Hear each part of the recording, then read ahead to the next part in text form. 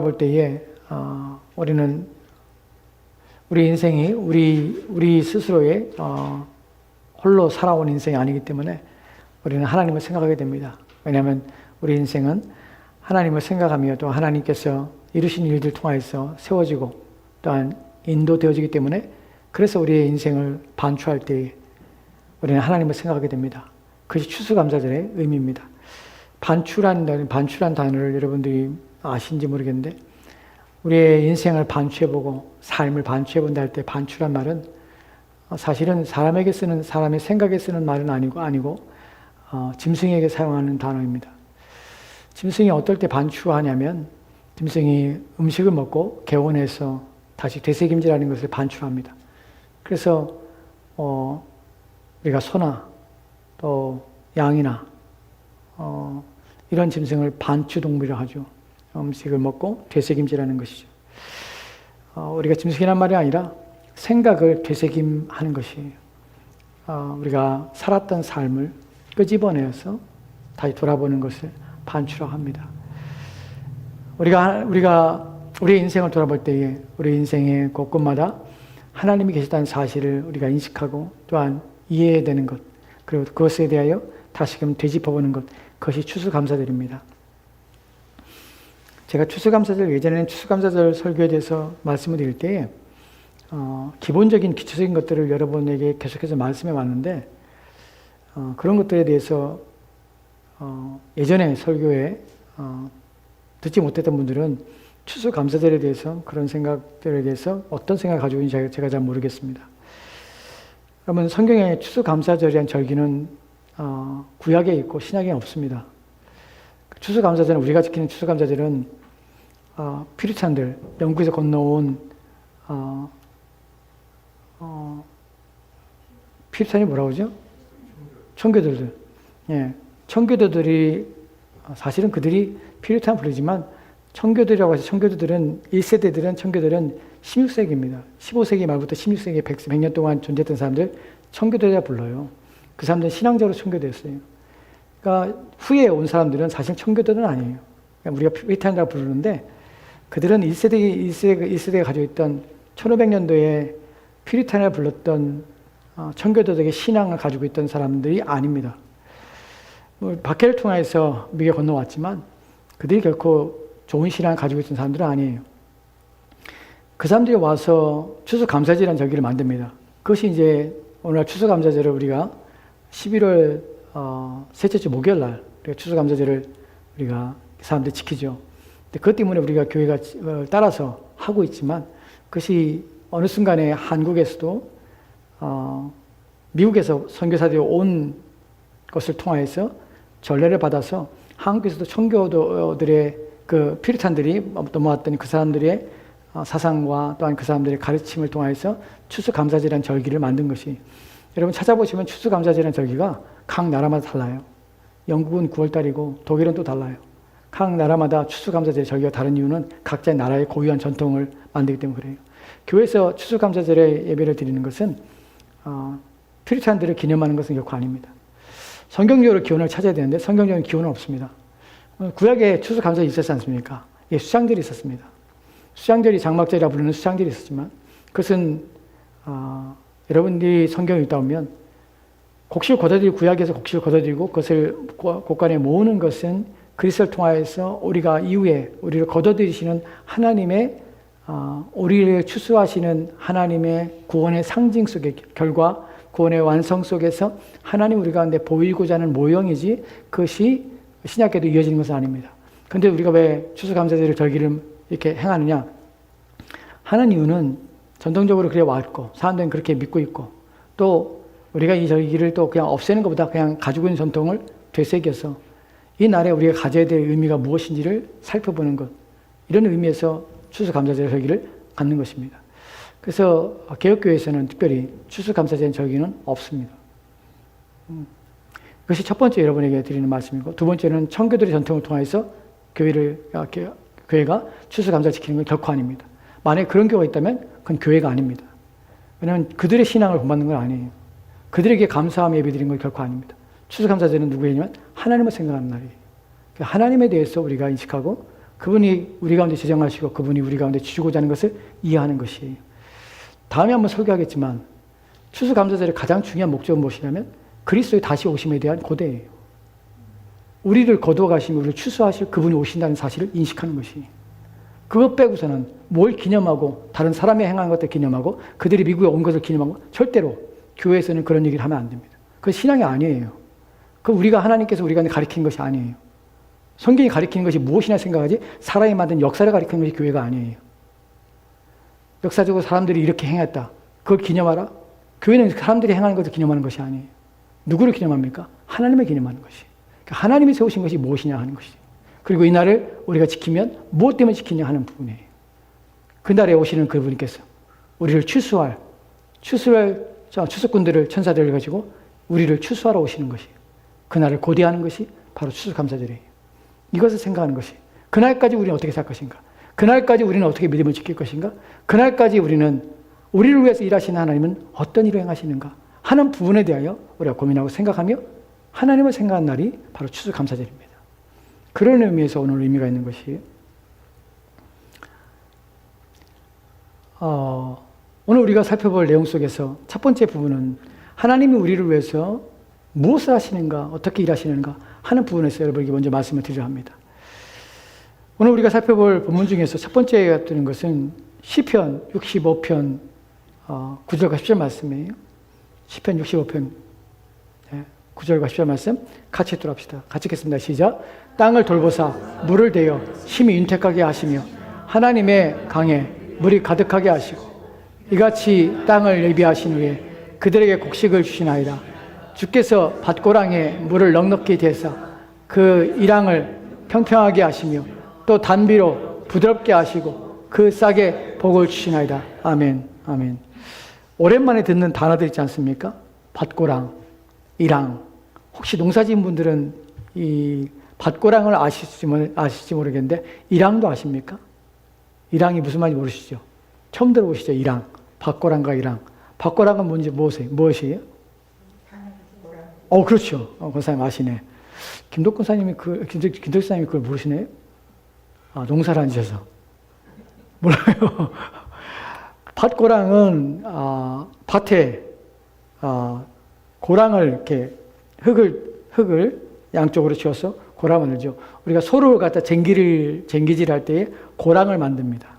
쟁기를 끌고 나가면 양쪽으로 가운데가 갈라지죠. 그것을 고랑이라고 합니다. 이랑은 무엇이냐면 고랑이 갈라졌을 때 양쪽에 뚝이 쌓여집니다. 이쪽을 갈고 이쪽을 갈면서 양쪽에 조그만 뚝이 생깁니다. 그것을 이랑이라고 합니다. 그러니까 고랑과 이랑이라는 것이 농사에 대한 내용이에요. 이 시편을 보면 시인이 그렇게 말합니다. 시인은 농사에 대해서 관심이 많고 농사를 보고 있습니다. 농사를 보면서 시인은 이렇게 생각합니다. 그리고 이렇게 고백합니다. 땅을 돌보사 물을 대어 심히 윤택하게 하시며 한글 성경에는 누가 그런지 누가 이렇게 하셨는지 농사꾼이 이렇게 했는지 나는 주어가 없습니다. 그런데 원문을 보면 그 땅은 누가 돌보시고 물을 대시며 심히 윤택하게 하시는가 하면 하나님이 그렇게 하신다는 것이 하나님이 땅을 돌보십니다. 땅을 돌아보십니다. 땅을 돌아보신다는 것은 땅을 하나님께 그 기능하도록 하나님께 역사하신다 하는 것이 그 다음에 물을 대십니다. 땅에 물을 대는 이유는 무엇입니까? 땅이 물이 없으면 메마른 땅이 되면 땅이 단단하게 굳어집니다. 굳어지면 무엇이 됩니까? 굳어진 땅에는 식물이 자랄 수가 없습니다. 그래서 땅을 부드럽게 하시는 것이 물을 대면 될수록 땅은 부드러워집니다. 물을 대어 심히 윤택하게 하시며 그래서 기름지게 하시는 것이에요. 하나님의 강에 물이 가득하게 하시고 본문에 보면 하나님의 강이라는 표현을 씁니다. 강이 있는데 그 강은 저절로 있는 것이 아니라 하나님의 강입니다. 여기서 하나님의 강이라고 할 때의 히브리어의 의미는 무엇이냐면 소유입니다. 그러니까 하나님이 소유하신 하나님의 거신 강들이 있습니다. 그 강들에 물이 가득하게 하신 분이 하나님이십니다. 그리고 이 땅에 이같이 땅에 예비하신 후에 그들에게 곡식을 주시나이다. 그 다음에는 주께서 밭고랑에 물을 내놓게 되사 그 이랑을 평평하게 하시며 또 단비를 부드럽게 하시고 그의 싹에 복을 주시나이다. 이 부분을 조금씩 생각해 보도록 합시다. 이같이 땅을 예비하신 후에 땅을 이렇게 예비할 것이냐. 땅을 어떻게 해요? 땅을 돌보셨습니다. 그리고 땅에 물을 대셨습니다. 그 땅을 기름지게 하셨습니다. 그리고 하나님의 이 땅에 물을 대실 때에 그냥 대신 것이 아니라 자신이 만드신 자신의 소유인 강물들을 흐르게 하셔서 그 가득하게 채우셔서 그 물줄기로 그 밭이, 그 흙이 계속 부드럽게 하시며 열매 맺기 좋은 땅을 유지하게 하신 것이에요. 이같이 땅을 예비하신 후에 본문에서 한글 성경에서 예비하신다는 단어가 준비하다, 마련하다는 것이에요. 누가 마련한다는 것이에요. 저절로 된 것이 아니라 마련하신 분이 계시다는 것이에요. 제가 지금 말씀드리고 있는 것을 기억하세요. 예비하신 분이 계시다는 것이에요. 이것을 준비하신 분이 계시다는 것이에요. 준비하신 후에 그들에게 곡식을 주시나이다. 그들은 누구냐면 사람들에게 곡식을 주시나이다. 영어 성경에는 provider예요. 누가 주시는, 제공하시는 분이 계신 것이. 곡식을 그들이 얻는 것이 아니라 제공하시는 것이. 하나님이 제공하시는 것이에요. 이런 표현을 쓰고 그 다음에 나는 표현을 좀 더 보도록 합시다. 주께서 밭고랑에 물을 넉넉히 대사 그 이랑을 평평하게 하시고 밭고랑에 물을 넉넉히 대시고 밭고랑을 내는 이유는 물이 다른 데 흐르지 않고 거기에 푹 잠기도록 물을 붓습니다. 그리고 그 이랑을 평평하게 하시며 또 단비로 부드럽게 하시고 그 싹에 복을 주시나이다. 싹이 있는데 싹에 복을 주신다고 합니다. 싹에 복을 주신다는 것은 하나님께서 싹이 트게 한다는 것이에요. 싹을 나게 하신다는 것이에요. 잎사귀가 나와 줄기가 나오고 가지가 나오고 열매 맺게 하신다는 것이에요. 이거 하나님 하신다는 것이에요. 그럼 여기 생각해 볼 때에 이 시인은 무엇을 봅니까? 농사꾼이 농사를 짓고 있는데 농사꾼의 수고와 애씀을 보는 것이 아니라 농사꾼의 이면의 모든 것을 준비하시고 이면에 누군가 계시다는 사실을 이 시인은 인정하고 있습니다. 그분이 누구냐면 하나님이라는 사실이에요. 생각해 봅시다. 우리의 생각 속에서 밭 고랑을 만들고 밭 이랑을 만드는 건 누구입니까? 밭을 부드럽게 하는 자는 누구입니까? 밭에 물을 대는 자는 누구입니까? 농사꾼이죠. 사람이 하는 것처럼 보입니다. 사람이 그 일을 하고 있는 것이에요. 소의 쟁기질을 통하여 고랑을 만들고 또 이랑을 만듭니다.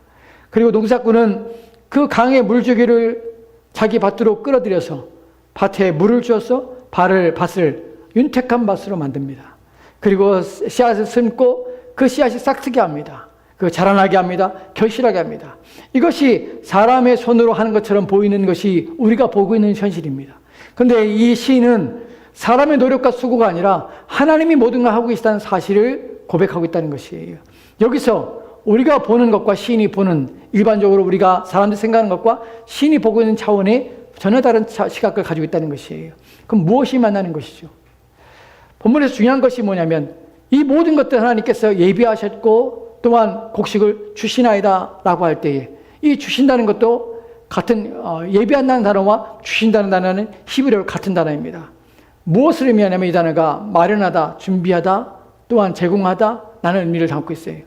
그런데 이것이 단어가 히브리어적 원어적 의미 속에서 문법적 의미로는 이것이 진행이에요. 미완료형이에요. 미완료형이 뭐냐면 히브리어에서 지속적으로 계속적으로 반복한다는 것이에요. 끊임없이 계속한다는 것이에요. 그렇다면 무엇을 공급하냐면 땅을 이같이 계속해서 마련시키는 것이 누구냐면 하나님이라는 사실이에요. 또한 그들의 곡식을 끊임없이 제공하는 사람이 누구냐면 하나님이라는 사실이에요. 심지어는 싹에 복을 계속해서 주는 분이 하나님이라는 사실이에요. 농사를 지어보면 알지만 하늘의 농사는 하늘에 달렸다고 합니다. 농사는 사람의 손에 달린 것처럼 보이지만 하늘에 달려 있습니다. 왜요? 가뭄이 드는 순간, 또한 뜨거운 태양의 장렬에서 식물을 다 태워버리는 순간 모든 것은 끝이 나기 때문에 그렇습니다. 그래서 농사는 하늘이 하는 것입니다. 농사꾼은 수고하지만 여기서 우리가 행하고 있는 것과 하나님이 행하고 있는 것에 대한 구분과 또한 이 모든 전체 속에서 하나님이 이루시는 것들에 대한 이해를 우리가 가져야 될 필요성이 있습니다. 여러분, 우리는 어디 아래 살고 있냐면 자연법칙 아래 살고 있습니다. 농사 짓는 것도 자연법칙 아래 살고 있습니다. 겨울에 씨를 뿌리는 사람은 없습니다. 물론 작물에 따라 다르지만 겨울배추나 또는 보리나 하는 것들은 10월에 씨앗을 심기도 합니다. 한겨울에 씨를 심지는 않습니다. 대부분 봄에 씨를 심지요. 모든 과일수도 봄에 심습니다. 봄에 씨를 뿌리고 그리고 뜨거운 여름을 지나서 가을에 결실을 합니다. 그동안 농사꾼은 모든 수고라는 것이에요. 이거 자연 법칙과 자연의 섭리 가운데 이 모든 일들이 진행된다고 우리는 믿습니다. 서양 사람들과 우리의 차이점이 뭐냐면, 서양 사람들은 자신들이 자연 법칙 안에서 자연 법칙의 순리에 따라서 일함으로 자연 법칙에 따라서 결실을 하고 자연 법칙의 결과를 얻는다고 서양 사람들은 인식하며 이해합니다. 그러나 신자에게 있어서, 우리에게 있어서는 자연 법칙의 그 법칙 아래서 우리가 살고 있고 우리가 행하고 있지만, 사실은 그 자연 법칙을 내신 분이 계신데 자연 법칙을 내신 분이 하나님이라는 사실을 우리는 인정합니다. 이 부분이 서양 사람들과 우리가 다른 점이 첫 번째 부분이에요. 중요한 부분은 이 첫 번째 시작점부터 우리는 다르게 생각하는 것이에요. 자연 법칙이 세상을 지배합니다. 자연 법칙의 원리 안에 모든 세상 만물은 돌아갑니다. 농사꾼도 모든 수고하는 것들도 자연 법칙 안에서 일을 합니다. 그런데 그 사실 속의 사람들은 자연 법칙, 자연 이치에 따라서 인생을 산다고 생각합니다. 그런데 신자는 자연 법칙이 존재하지만 그 자연 법칙을 내신 분이 계시다는 사실을 믿습니다. 그 자연 법칙을 내신 분이 하나라는 사실을 우리는 고백합니다. 여기서 두 번째 단계가 있는데, 이러한 사실을 안다고 해서 충분한 것이 아닙니다. 그들 또한 자연 법칙이 있음을 알고 우리 또한 자연 법칙이 있음을 압니다. 자연 법칙에서 세상 만물이 돌아가는 사실을 압니다. 우리 또한 그런 사실을 압니다. 근데 우리가 아는 한 차원, 다른 차원은 무엇이냐면 하나님께서 이 자연 법칙을 내셨다는 사실을 우리는 압니다. 근데 문제는 우리가 가진 신앙은 자연 법칙을 내셨다는 사실만 인정하는 것이 아니라 자연 법칙을 내신 그분이 그 자연 법칙 속에서 우리가 사는 것이 아니라 자연 법칙을 여전히 보존하시고 자연 법칙이 여전히 기능하도록 역사하시는 분이 하나라는 사실을 우리는 믿어야 하는 것이에요.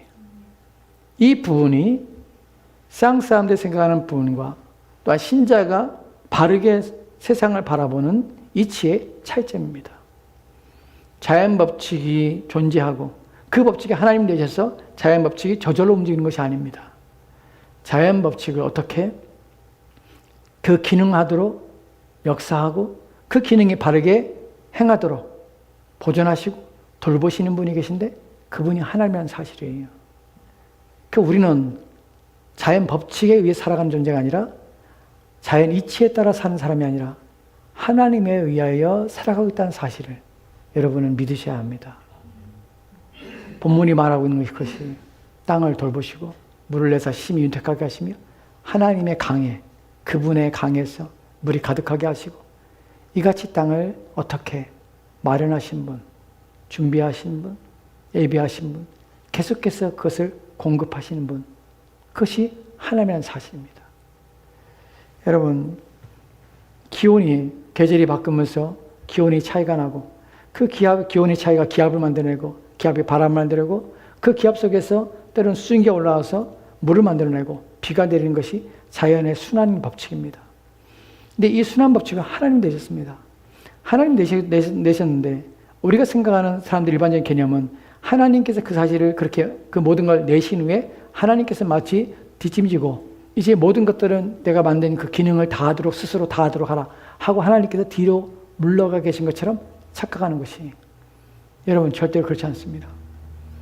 하나님이 자연 법칙을 내시고 자연의 모든 대기의 순환들을 만들어내시고 계절을 만드셨습니다.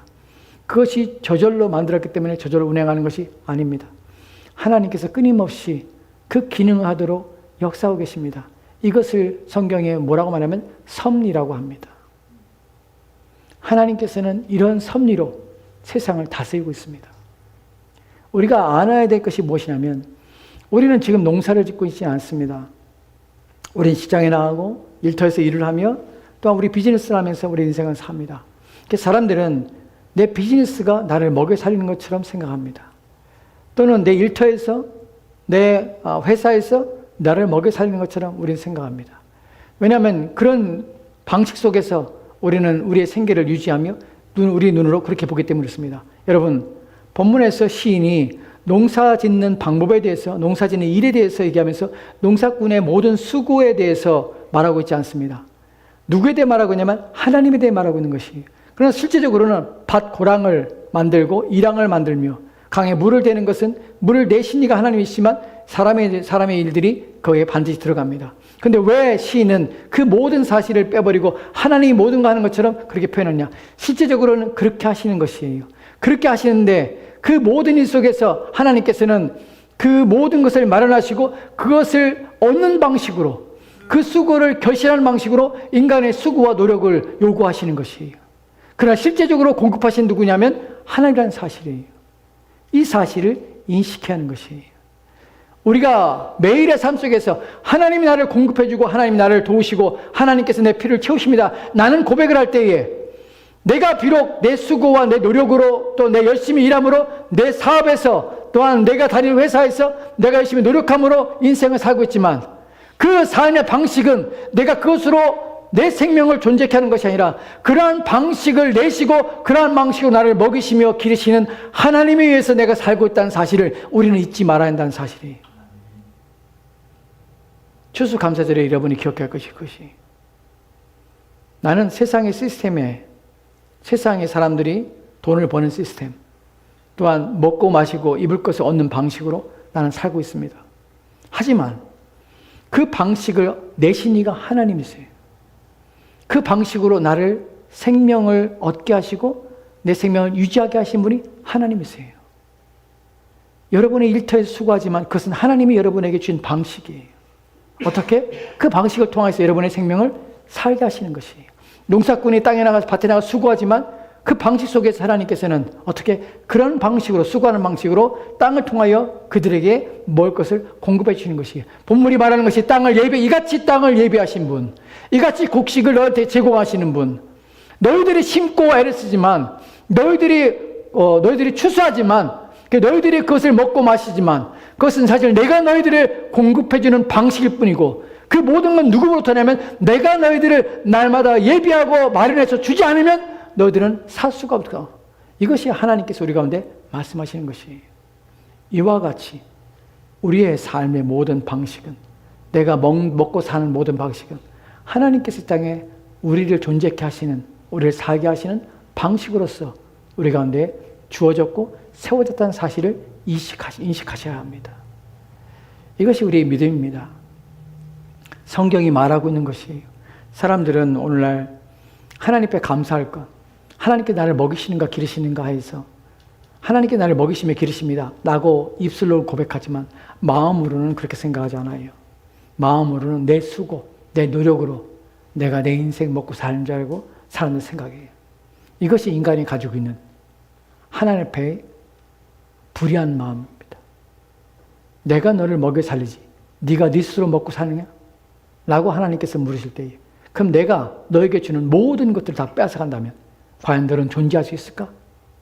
왜냐하면 삶의 방식으로서 우리 가운데 그것을 통하여서 그 일을 통하여서 나를 기르시는 그분이 내 모든 공급을 차단해 버리신다면 우리는 그 어떤 것도 소유할 수 없으며 다 먹고 마시는 일 중에서도 우리 스스로 아무것도 없다는 사실을 우리는 인식해야 합니다. 하나님께서 이 모든 것을 내셨으며 그 모든 과정 속에서 나를 먹고 기르신다는 사실을 여러분은 확인하셔야 합니다. 그리고 그것을 신뢰하셔야 합니다. 하나님의 섭리에 대해서 여러분은 아시며 믿어야 합니다. 이것이 첫 번째 우리가 추수감사절에 생각할 부분입니다. 이 부분을 넘어가지 않으면 이 부분을 여러분이 확실하지 않으면 여러분은 모든 삶을 여러분 자신에게 의지하게 됩니다. 모든 삶을 여러분 손에 달렸다고 생각합니다. 모든 삶을 여러분의 힘과 노력의 결과라고 생각합니다. 이것이 교만함이에요. 이것이 하나님 앞에 불의하며 악한 것입니다. 추수감사절에 모든 것이 하나님의 은혜입니다. 나는 고백을 우리는 해야 합니다. 어디로부터? 우리 마음 깊숙한 곳에부터 이 고백을 이것을 믿어야 하는 것이에요. 하나님은 그렇게 역사하기 때문에 그래요. 이것이 일반 섭리 속에서 그러나 우리에게는 일반 섭리가 아니라 특별 섭리로 우리 가운데는 더해 주셨다는 사실을 추수감사절에 우리는 생각해야 합니다. 여러분 추수감사절에 하나님께서 특별히 하나님의 자녀들에게는 일반 섭리 모든 사람이 살아가는 삶의 방식이 아니라 또 다른 차원에서 우리 가운데 더해 준다는 사실을 우리는 기억해야 합니다. 그래서 우리에게는 이중이에요. 복이. 첫 번째로는 일반 섭리 속에서 모든 세상 사람들이 삶의 방식 속에서 우리는 하나님의 은혜를 받고 삽니다. 그러나 우리는 더 나은 복과 은혜를 누리며 삽니다. 이것이 두 번째 우리가 받는 하나님께 주시는 복입니다. 이 부분을 특별 섭리라고 합니다. 이 섭리 가운데 우리가 오늘 살펴볼 데살로니가전후서 3장 1절과 2절 말씀을 보면 이렇게 읽겠습니다. 그 뒤에 한참 뒤에 있습니다. 데살로니가 후서 살후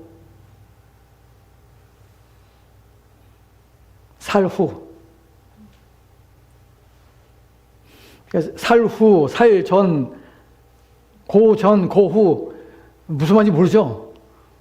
그러니까 데살로니가 후서면 데살로니가 후서가 어디 있지? 약자를 모르니까 성경의 장들 약자를 모르니까 살후 2장, 3장 1절과 2절 말씀입니다. 우리 같이 돌아갑시다. 같이 읽겠습니다. 시작. 참으로 형제들아 너희는 우리를 위하여 기도하기를 주의 말씀이 너희 가운데서와 같이 퍼져나가 영광스럽게 되고 또한 우리를 부당하고 악한 사람들에게서 건지시옵소서 하라. 믿음은 모든 사람의 것이 아니라. 아멘. 아멘. 오래전에 어느 목사님이 그랬답니다. 자, 우리 하박국서 몇 장 몇 절 봅시다. 그랬더니 권사님이 계속 성경책을 뒤적뒤적거리대요. 권사님 하박국이요, 하박국. 계속 그러대요. 그래서 권사님 하박국이라니까요. 들으면서 근데 목사님 성경에 호박국이 없는데요. 성경 읽어봤어야 알지. 하박국이라고 하박국. 호박국이요? 호박국이 어딨지?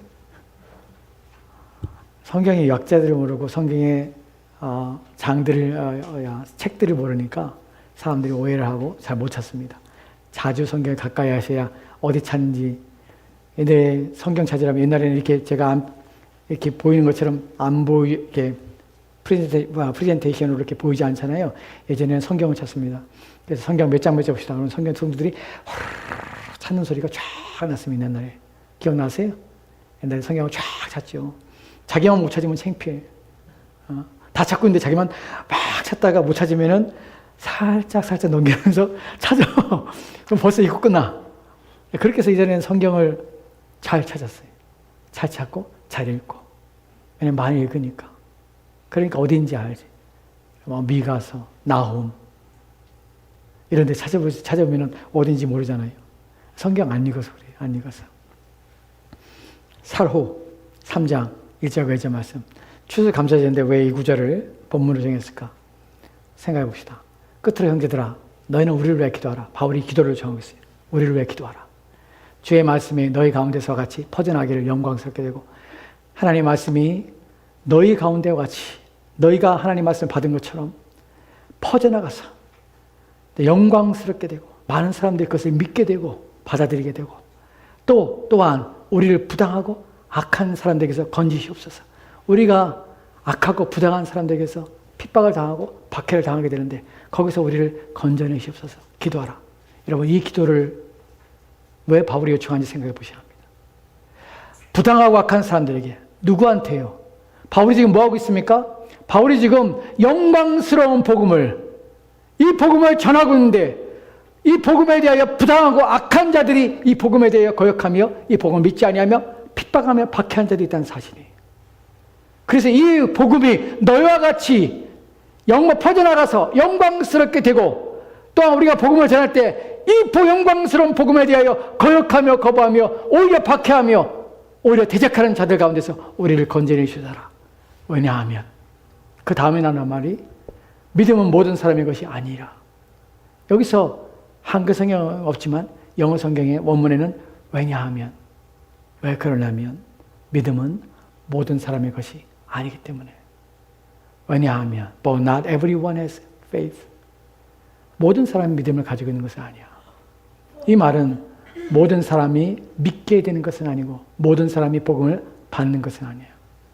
여러분 복음을 받을 때 하나님 말씀을 들을 때 그것을 거부할 수 있습니다. 그것에 대해 반대할 수 있습니다. 그것에 대해 안 믿을 수 있습니다. 오히려 박해하며 그런 소리 하지 말라고 말할 수 있습니다. 그 말에 대하여 더 이상 내가 듣고 싶지 않으니까 그 말을 그치라고 말할 수 있습니다.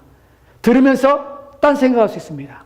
내 마음이 그 말씀에 대하여 확신을 갖지 못할 뿐만 아니라 거기 동의하지 않을 수 있습니다. 거부하며 듣지 아니하며 거역할 수 있습니다. 그 놀라운 것은 어떤 사람들에게는 하나님 말씀을 들을 때에 내가 그 말씀을 다 지키지 못하지만 그 말씀이 아멘으로 받아들인 사람이 있습니다. 그 말씀 받을 때에 내가 그렇게 못 살지만 그 말씀이 옳다는 사실을 내 마음이 알고 있습니다. 그 말씀을 믿고자 하는 것이에요.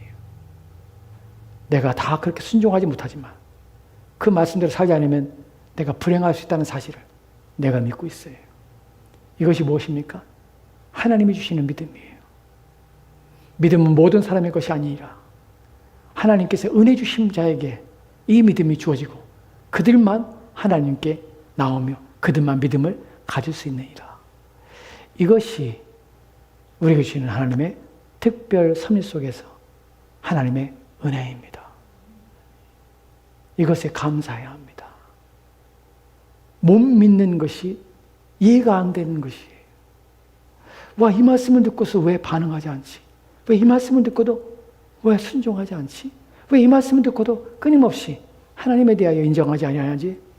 나는 인정할 수밖에 없는데, 나는 믿을 수밖에 없는데 하는 것은 믿음이 모든 사람에게 다 주어지는 것이 아니라는 사실, 내가 믿고 있는 것이 복이라는 사실을 기억하십시오. 내가 그 말씀에 대하여 거역하지 않는 것이 복이라는 사실을 여러분이 아셔야 합니다.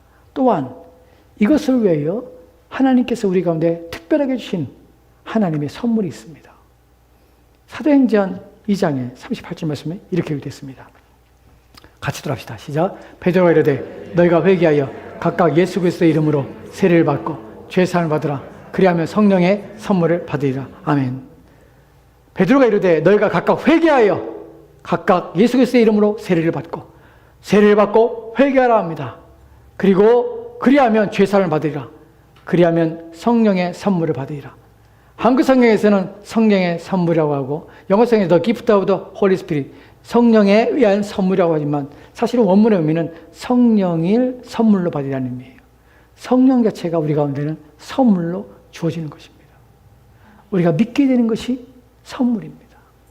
우리가 하나님에 대해서 믿고 하나님을 아버지라 부르는 것이 하나님의 선물입니다. 왜냐하면 그 성령이 내게 오셨기 때문에 내가 이런 고백을 하는 것이에요. 내가 믿을 수 있는 것은 그분이 내게 믿을 수 있는 선물을 주셨기 때문에 내가 믿게 되는 것이에요. 이것이 우리가 하나님이 우리가 주시는 특별한 섭리요, 특별한 은혜인 것입니다. 또한 다음 구절을 보면 이렇게 표현되는 것을 우리가 보게 됩니다. 로마서 8장 28절 말씀 같이 들어갑시다. 시작. 우리가 알거니와 하나님을 사랑하는 자 곧 그의 뜻대로 부르심을 입은 자들에게는 모든 것이 합력하여 선을 이루리라. 아멘. 이 말씀에 대해서 더 많은 부분을 얘기할 수 있지만 오늘은 짧게 한 말씀만 드리겠습니다. 우리가 알거니와 하나님을 사랑하는 자 곧 그때로 부르신 입은 자, 사랑하는 자, 하나님을 사랑하는 자는 곧 그 뜻대로 부르심 받았기 때문에 하나님을 사랑합니다. 여러분이 하나님을 믿기 때문에 하나님을 사랑하는 것이에요. 하나님 말씀을 받는 이유는 무엇입니까? 그 말씀을 거역하지 않는 이유는 무엇입니까? 그 말씀이 옳다는 사실을 인식하게 되는 것이, 이것이 바로 그분을 사랑하는 것입니다. 하나님 말씀에 순종하는 것이, 아, 그 말씀은 옳아. 내가 그렇게 못 살지만 그 말씀은 진리야 라는 것이 내 마음인 것이에요. 그 말씀을 하나님이 인정하는 것이, 인정한다는 것은 그분을 사랑하는 것이에요. 그 마음이 내게 있는 것이에요. 이분 모든 자들에게 뭐 합니까? 하나님이 합력하여서 선을 이루니라. 하나님이 그에게 모든 구원을 이루고 그의 영혼을 온전하게 위한 모든 일들을 행하신다는 것이에요. 여러분을 그냥 내버려두지 않습니다. 구원받는 자를 하나님께서는 끝까지 지켜내시며 끝까지 보존하십니다. 이것을 뭐라고 하면 perseverance, 원래는 성도의 견이라고 합니다. Saints perseverance, 성도의 인내라고 영어를 번역합니다. 성도의 인내라는 것은 성도가 어떻게 인내할 것인가? 어떻게 끝까지 믿음을 지키는 것인가? 누구에 달려있냐면 하나님의 한량없는 은혜에 달려있는 것이에요. 성도의 인내, 누가 하나님이 모든 걸 합력하여 그의 믿음이 끊어지지 않도록, 그의 신앙이 죽지 않도록, 그가 끝까지 하나님을 믿고 의지하도록 하나님께서는 끝까지 그를 인도해 가시는 것이에요. 그것을 우리는 성도의 견이라는 하나님이 우리에게 가르치신 그 말씀 속에서 확인하게 되는 것이에요. 여러분의 신앙이 안전한 이유가 여러분 자신에게 달린 것이 아니에요. 하나님의 끝까지 포기하지 않는 하나님의 은혜예요. 그 은혜 때문에 여러분이 견디는 것이에요. 여전히 믿게 되는 것이에요. 그래서 우리는 그 은혜가 계속적으로 우리 인생 가운데 주어짐으로 우리의 믿음의 경주를 끝까지 마치게 되는 것이에요. 이것이 우리가 누린 복입니다. 하나님의 보장입니다. 또한 이런 목도 있습니다. 요한일서 5장 8절 말씀입니다. 같이 들어갑시다. 같이 읽겠습니다. 시작. 하나님께로부터 난 자마다 범죄하지 아니하는 줄 우리가 아노라. 하나님께로 난 자가 그를 지키심에 악한 자가 그를 만지도 못하니라. 하나님께서는 나신 자가 예수 그리스도께서 그를 지키심에 우리를 지키심에 악한 자가 우리를 만지지도 못하느니라. 우리를 에워싸지 못합니다. 우리를 무너뜨리지 못합니다. 왜냐하면 하나님께서 우리를 지키시기 때문에. 마지막 한 구절 볼까요? 빌립보서 2장 6절 말씀입니다. 같이 들어갑시다. 같이 읽겠습니다. 시작. 너희 안에서 착한 일을 시작하신 이가 그리스도 예수의 날까지 이르실지를 우리는 확신하노라. 아멘. 아멘. 여러분, 추수감사절날 우리는 무엇을 확신합니까? 하나님 우리 가운데 어떻게 일하십니까를 돌아볼 때에 무엇을 반추합니까? 하나님께서 이렇게 이끌어 오셨구나 하는 걸 반추하는 것이. 하나님의 나를 이렇게 이끌어 오셔서 내 신앙을 유지하는구나. 내가 여전히 하나님을 예배할 수 있는 이유, 여전히 하나님을 귀히 여기며 하나님을 높이고자 하는 마음이 일어나는 이유, 하나님께서 나를 이렇게 지켜오셨구나. 너희 안에서 착한 일을 시작하시니 어떤 착한 일? 믿게 하시는 일. 어떤 착한 일? 하나님 말씀에 순종하고자 하는 일. 어떤 착한 일? 하나님을 예배하며 하나님을 높이는 것이 내 인생의 가장 영광스러운 일이라는 사실 알고 그 일을 하는 일, 그 일을 시작하신 이가 그리스도 예수의 날까지 그 일을 완성해서 우리의 구원을 성취하실 것입니다. 내게 달린 것이 아니라 하나님의 은혜에 달려 있습니다. 그분이 나를 추수할 날이 가까워옵니다. 우리의 인생, 우리의 삶, 우리가 살아온 날보다 살아갈 날이 훨씬 적은 사람들입니다. 우리가 고대하는 것은 무엇입니까? 오고 있는 그분이 우리를 추수하러 오신다는 사실입니다. 그날까지 나는 그분의 알곡으로서 여전히 그분이 추수할 대상으로 존재할 수 있습니까? 그럴 수 있습니다. 나는 확신합니다. 무엇 때문에? 내가 믿는 것 때문에 아니라 그분이 나를 그렇게 시작하셨고 그분이 내게 선한 것들을 내게 시작하셨기 때문에 그분의 약속 때문에 나는 확신합니다. 이것이 추수감사절날 저와 여러분의 하나님 말씀을 통하여서 듣게 되는 하나님이 우리가 주시는 확신이요. 또한 우리가 하나님 말씀을 통하여 하나님을 신뢰하게 되는 내용들입니다. 여러분, 저와 여러분의 추수를 고대합니다. 그분이 오셔서 우리를 그분의 나라에 우리 인도하시길 간절히 바라며 소망하고 있습니다. 여러분도 그런 소망 가운데 여러분의 인생을 사시기 바랍니다. 기도합시다. 하나님, 오늘 추수감사드립니다. 이 날에 우리는 하나님을 생각합니다. 우리의 삶을 반추해 볼 때에 하나님 외에 무엇이 있습니까? 우리 인생을 돌아볼 때에 하나님 외에 우리 인생을 지키고 하나님 외에 우리에게 복을 주신 자가 누가 있었습니까? 오직 하나님께서는 연약한 우리를 하나님께서는 부르셨고 연약한 우리를 세우셨고 우리를 거룩하게 하시며 그리스도 예수 안에서 새 생명을 주셔서 하나님의 자녀가 되어서 우리의 인생의 마지막 날에 영원한 나라에서 그와 함께 있게 하실 것을 우리 가운데 약속하셨고 그 일을 위하여 지금도 우리의 인생 가운데 일반 선리와 특별 섭리를 통해서 우리의 삶을 지켜오셨고 지켜가고 계심을 믿게 하여 주옵소서. 이 은혜가 우리 가운데 더욱더 풍성하기를 간절히 바라며 살아계신 예수 그리스도로 기도합니다. 아멘. 아멘. 우리 다 같이 나서 찬송합시다. 다 같이 나서 찬송하고 기도하고 예배를 마치도록 합시다.